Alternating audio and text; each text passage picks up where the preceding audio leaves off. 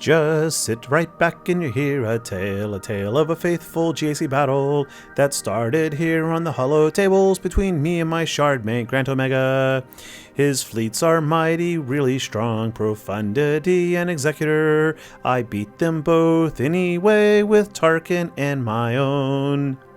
Hey everyone, how you doing? I am the Gerbil, and don't tell me I'm off key. I know that. I'm always off key. I can't sing with a darn. Anyway, I don't post many GAC battles recently, but I am posting this one because I am battling my shardmate Granta Omega, and it's a lot of fun. I have to say, when you know the person you're playing against, it is a lot of fun. So I don't know if he's going to be able to fully clear me or not, but my Ewoks got a hold, so beyond that, I don't really care. We'll just see how this goes. We're going to open up with the never defeatable Fennec, and Maul is doing his multi-wackadoodle bang-bangs on the wrong targets. Fennec's doing okay. So we're off to a great start. Now, I mean, actually, no, that is not a great start, but, Mando is still alive, Grief's alive, and Fennec's alive, so we have a chance, I guess. It's not looking good, though. Do have to admit that. This counter never seems to work for me in 5v5. I mean, 3v3, it's like clockwork. But in 5v5, I don't know. I think Django over there is not the right person in this squad. I need to watch some counters because I don't know. Yeah, I don't know. But okay, all right. So it's not looking good there. And Grief's getting some good double taps out, but yeah, there's the ultimate, and this is gonna do it. Yep, that's it. All right, so let's exit. All right, so we are already off to a great start against my shardmate. Oh dear. Okay, so we're gonna have to try to clean up a full Lord Vader squad. We're taking in Jedi Master Luke. And unfortunately, they had that preloaded turn meter there, so that's something I'm going to have to deal with. Although, on the upside, it does mean that Maul doesn't get his chance to attack 5 times right there from the beginning. So that was good. We get to mark him and just, pop him like a pinball and he's out of the way. That's kind of a good thing, right? That's a good thing, I guess. There are so many Lord Vader counters that don't all require a GL. I see them all the time, and yet I seldom am successful at pulling them off. I'm curious how you all feel about that. Are you the same way? Like, do y'all know the YouTuber SLKR? I really admire the guy's knowledge of the game and his comprehensive, roster, I guess you could say. He's like 10 or 11 million GP or higher. The guy really knows his stuff, super good. But what I find is I am unable to reproduce almost any of his results. Like, he just posted a crate raid video getting 10 million raid points or damage or whatever it is in the crate raid. It's like 10 million. I mean, that's like 5 squads all getting 2.5 million. That's 4 squads at least getting 5 squads getting 2 million damage each. Now the Hutt Cartel is pretty easy at 2.7. I don't know about the others, but I tried watching several of his vids and guides, and I just no, not happening. Like, my Jawas, man, I can't even get past 450, 500 with them, and they're all Relic 5. So I don't know. So okay, we got rid of Lord Vader. So next up we got Rey, and Rey's squad there has the level 9 Fennecron, and I couldn't even begin to tell you what it does. To be honest, people, I don't read Datacrons. I mean, when Datacrons came out, everybody poo-pooed on them, and I still think Datacrons are a bad addition to the game. I really do. I don't like them in the slightest. I don't like farming them. I don't like managing them, especially. It's impossible to manage them. I don't like upgrading them. I don't like, having to farm currency for them. I don't like trying to select which one for which team. I don't like reading the opponent's ones. I don't like them, Sam I am. And I've got to the point where when my opponents have Datacrons, I don't even look either. I'm just like, no, I'm not taking that extra time out of my life to read something that I just don't care to engage with. Finally, got rid of... Was that Poe? That was Poe. No wonder I lost this. I should have been focusing on Finn. Yeah, it's the Finnecron, and yet I was focusing on Poe, I think. Oh man, big mistake there. I normally also put Shaak Ti in here as my 5th, not R2, but I put Shaak Ti on defense. I want to change that. I really, really do. R2 is actually not too bad. He does get stuns quite often. All right, so we're down to 3v3 again, but it ain't looking so good. That glass cannon is really, really tanky. Imagine that. Maybe I should read that Finnecron someday. Not right now. Anyway, so yeah, I don't like Datacrons. I throw one on my squads because I have them. I mean, you know, there are some things that are enjoyable about them. You know, like if you roll like plus 50 plus or higher health, right, or protection for like Jedi Master Luke, that's kind of fun, I guess. But you know, when it's like plus 60% resistance penetration, and I'm like, resistance penetration? Okay, hang on. Who has high resistance? Like, I have no idea. And if you're curious, like the way that works is like armor protects against physical damage, resistance protects against special damage. But it's like, I challenge you to name 5 characters with really high resistance penetration. Unless you are Skelter X again, you probably don't know. Most people probably don't know. I can't even name one. Not one. I have no idea. Maybe Malik, I guess, because he's a beefy tank. But I don't know. Does Malik have high resistance? I don't know. So you get these mods with like high resistance penetration or high resistance. And then it's like, okay, so I'm giving myself plus 90% resistance. So that means what? I'm going to now specifically apply that to a mod to take on Emperor Palpatine, who does special damage. But what about like Bastila? Is that special? You know, I don't want to take the time to go look. Oh, it's physical. And then Darth Revan, is that physical or oh, it's special. Okay, well, what about Malik? Oh, it's, you know, it's just like life is too short, I think, to spend that level of detail looking. So when you get these Datacrons that are like plus X crit damage, plus X health, plus X protection, that's all I care about. The basic potency, tenacity, that's of course always good. But again, I don't want to take the time to do it. So yeah, Jedi Master Kenobi just lost. Well done, Granta Omega there. Well done. You have held 2 for 2 now. Well, no, we finally killed Lord Vader with Luke. So you are 2-1 right now. My Ewoks held, so at the end it doesn't matter what happens. I called myself a win. I won. Sorry, bro. I won. Ewoks win. That makes me the winner. Do y'all know the character Wimplo from Kung Pao? Oh my gosh, Kung Pao. So if you don't know Kung Pao and you like slapstick comedies or you like movie parodies, then you may really appreciate this one.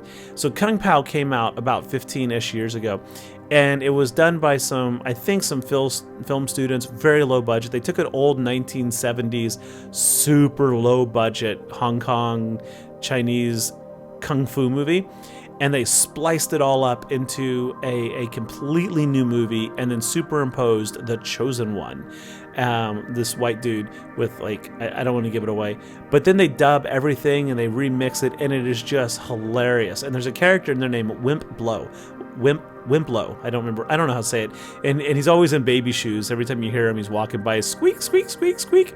And anyway, so throughout the movie, it's a running joke that Master Teng has trained him all wrong in the art of fighting and kung fu. So he challenges the Chosen One, and he's getting his butt kicked, and he's got like a bloody nose and everything. And Wimplo is like, "How do you like my face to your foot style, huh? I am bleeding. That makes me the victor." It's like, what? Yeah, I'm bleeding. That makes me the victor. One of the best lines out there. All right, so here we go. Okay, so we got the damage, heal immunity on Anakin. We got the damage over times on Anakin. Therefore, we kill Qui-Gon Jinn, and Anakin just falls over out of fear. I love it. Good job, Wampa Wampa. Wampa Wamp. All right, we're going to shift. We're going to go up to the top. Now then, before you call me absolutely crazy, Granta Omega here, I want you to know last week I was 3-0 with this. I took my R5 Tuskens in against StarKiller teams, and I was 3-0. The difference is they did not have Juhani. All 3 of them had Old Ben. And so I'm relatively comfortable going into this, but Juhani there is not playing the same as Old Ben. Now, I don't really know what their differences are. Juhani is one of those characters. I've never read her kit also. Kind of like a Datacron. Emperor Palpatine still died on his own. Like, didn't even shoot him. It's great. I love it when that can happen.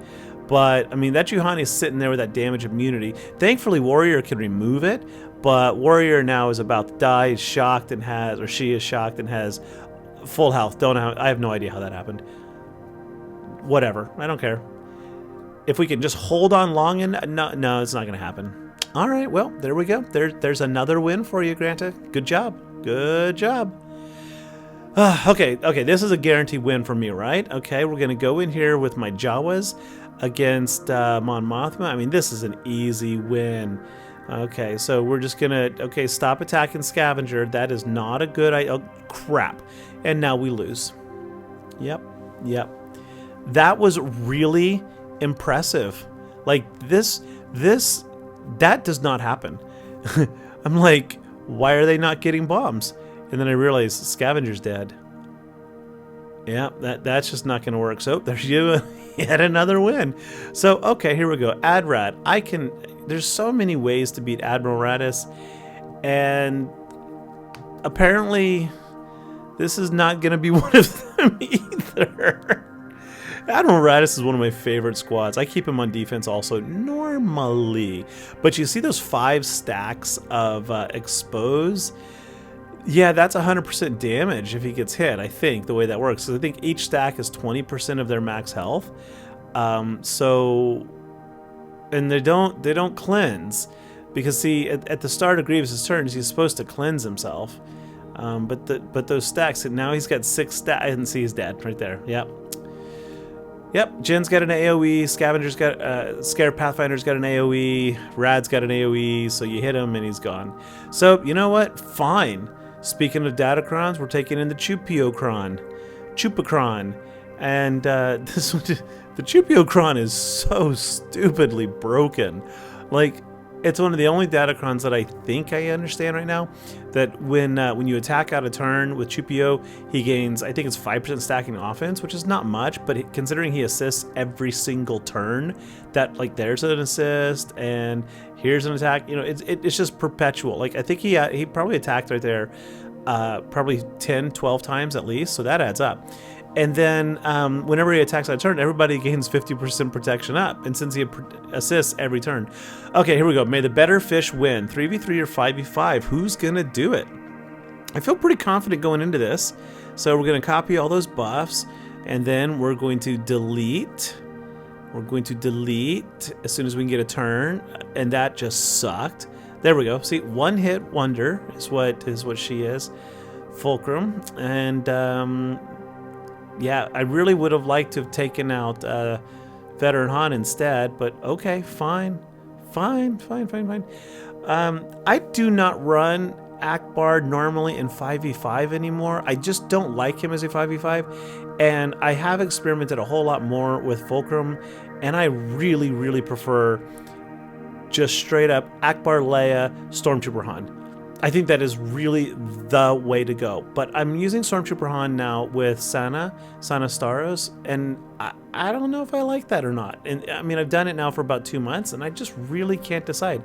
Stormtrooper Han, just to me, he has such turn meter manipulation that once you get a couple turns, you can just dominate the board. And I suspect I might not have lost that if instead of Fulcrum I had run Stormtrooper Han. But, you know... shoulda, coulda, woulda, right? It's worth nothing. All right, here we go. So we got damage immunity. We're going to try to clean up Rey here, who we just lost to also. There's an insane number of losses this round. Both of us dropped in an incredible number of battles. Gas is a pretty good mop against Rey because, of course, as long as Gas is standing, Rey's whirlwinds and ultimates can't kill anybody. See? Can't kill them. The trick, of course, is getting her under, was it 50% health or something, so that you can then take out Mr. Ben over there, Mr. Swallow. Of course, gas prevents revives, so if you do drop him, he ain't coming back. At least not as far as I know. Yep. And you want to save the turn meter special there. I think that is on Rex. Of course, for whenever gas is down. There we go. We got a jumping delete. Excellent. So, she's doing the double lightsaber thing again. Yep. Okay. Yep. Whiff. Didn't really do much of anything there. Okay. Come on. Come on. Just pound away. Damage. Damage. Pew pew pew. This is so monotonous. It's like just, and I've even sped this up, right? Like this is 4 times gameplay and then like 150% of that speed. So at least like 6 times normal, I guess. I wonder if anybody in this game plays normal beyond level 10. I remember when I first started, I thought it was so much fun to watch the minimal animations that we have. And then pretty soon you realize this is just too slow. All right, next up, we're going to mop up StarKiller. And because there's nothing else that I'm really, really scared of, we're taking in Slicker. And here we go, poke to the nads, got him. That always drops people. And mass assist, there we go. Luke Skywalker's wife is gone. Spoiler alert, it's very, very likely we're going to see her in live action this year with Disney, if not this year, next year. It's very, very possible she will show up in the Ahsoka show. And if not Ahsoka, then I have heard all sorts of rumors about the other upcoming shows. The one I'm most excited for, which most people are not, is either Acolyte or Skeleton Crew, because they both look really dark. A completely different approach to Star Wars.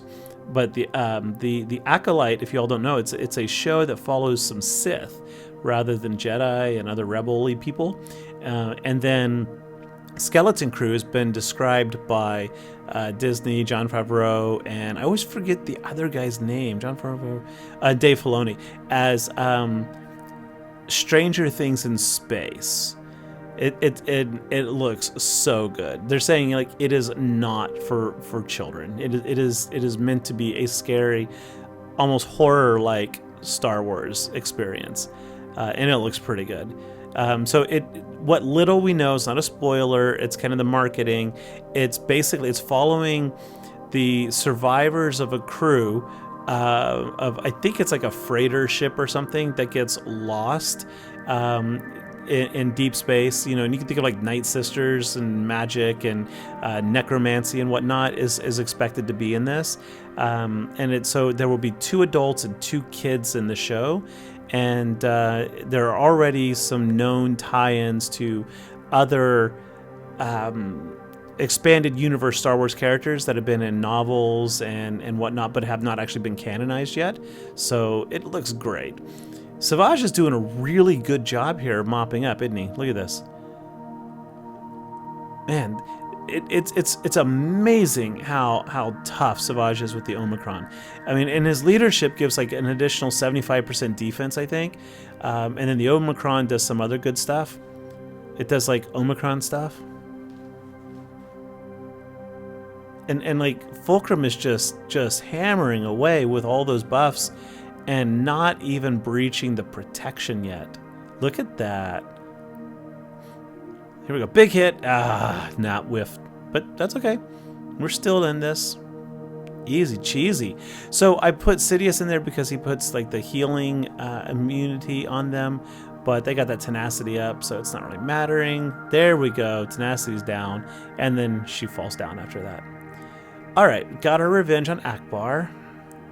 So look at that. We lost to every single team in that front row. We did. We lost to every single one of them. All right, Granta Omega, if you're still watching this, fix your mods and your bugs. I think it's Sunfac does not have an arrow. I think it was Soldier did not have a triangle. A couple of them have like plus 30, plus 60 speed or something, and that is like just like that is exactly why the Empire was able to exterminate them. And if you didn't know that, and that is canon, yes, the Geonosians were exterminated by the Empire. Sorry, hope I didn't just like crush anyone out there. All right, triple punched or double punch to the face, and Dash Rendar goes down. 1 turn to kill the other one over there. Don't even know who it was. Wasn't paying attention. Pew pew pew. There goes Imbo. Imbo, I know so many people love Imbo. I just do not like Imbo. I liked him in Rebels or Clone Wars, whichever one it was in. I thought it was a cool character, but I just do not like his character kit in the game. Never been that impressed with it. So if you saw a little glitch back there, yeah, I lost connectivity. Somebody called me. Whenever they call, it just immediately kills the recording. I wish like there was a setting to like pause the call or pause the like pop up like you're receiving a call. Would you like to pause the screen recording or reject the call and continue? But it doesn't do that. It just ends the recording. All right, so we got some Profundity against Executor. Then we're gonna get some Executor versus Negotiator, and finally we're going to kill Granta Omega's Profundity with Tarkin. So if you are practicing or still learning or unsure about the Tarkin counter to Profundity, watch and you shall learn or see or I don't know, drool. I don't know. Whatever it is. Now this one I'm really curious about. Granted, if you're seeing this, send me a message. Why Maul? That's Darth Maul, I think, right? So why Darth Maul? I don't know what that ship does for you. Like I can't think of any reason to put it there. I mean, it's gonna put I see that it put like Razor Crest into stealth, maybe. I think that's why he just went into stealth. But I don't think it has any synergies to help you get to the Executor Ultimate. I think that having Boba Fett and IG are way more important as reinforcements. And so like when I put Executor on defense, I will not put anything there other than the bounty hunters and maybe Ebon Hawk. Like if I'm worried my opponent may try to mirror it, with their Executor, then I'll put in Ebon Hawk. But you really want bounty hunters coming out using their specials, because that's and target locking, because one of those is like how you're gonna, I think it's whenever a breach is applied or when target lock happens, it's what drops the ultimate on Executor. Okay, so here we go. Tarkin. It took me a while to remember what the counter was. I haven't done this in a while. You need Second Sister in the reserves. You need her because Profundity has a hidden line in the code that if I mean it's there, but it's like buried. If your opponent fleet, me, starts off with Taxi, which by the way is Darth Vader, then the reinforcement cooldown is increased by 1 and you will lose. So to prevent that, you need Second Sister to lower the reinforcement cooldown so that you break even. Yeah, so, and then this starting lineup, the Sith Bomber applies the concussion mines, which puts the days on there so they don't assist. And the AI tends to target Darth Vader, who will be protected with all the assists through Emperor Shuttle. It's interesting. So then when your first reinforcement, you definitely call in the TIE Bomber, puts burning on everyone so they don't continue to assist, which means Profundity does not accumulate charge or upload to its ultimate. And then the trick is surviving until you get Scythe out there, or maybe TIE Defender. But when you call in that bomber, the first turn you call in bomber, you do not use its AoE. You wait until it comes around because its reinforcement ability applies the burn. So you need to be able to renew that burn. All right, so here we go. We're going to call in Scythe. Why Scythe? Because it's going to give us 5 full ships. It'll bring it with it 2 TIE fighters. Yay! Now we're going to remove all the buffs on Profundity's fleet ships, and that puts us, we got 17 stacks of formation. So look at that. 1 hit kill. I mean, it's like for every stack, I think you gain 10% health, 10% offense, 10% of everything. It's amazing. So we're going to, oh yeah, AoE, here we go. Ultimate TIE fighters, boom! We killed all 3 ships. Yeah, so see, it's low banner, 65, but it's a win. And now we're going to take out Negotiator with Executor. So yeah, this one's pretty straightforward, but I haven't played it in so long. I just really wasn't sure where to go with it. But anyway, hey, folks, I don't know if anybody stuck around to the end. If you enjoyed this, awesome. Hope you stick around for future vids. Thanks for being here.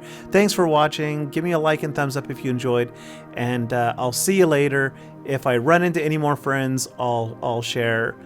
Or if you ever get matched up against me and you want to see the videos, let me know, and I'll record it and post it, just like this. All right, catch you later. Bye-bye.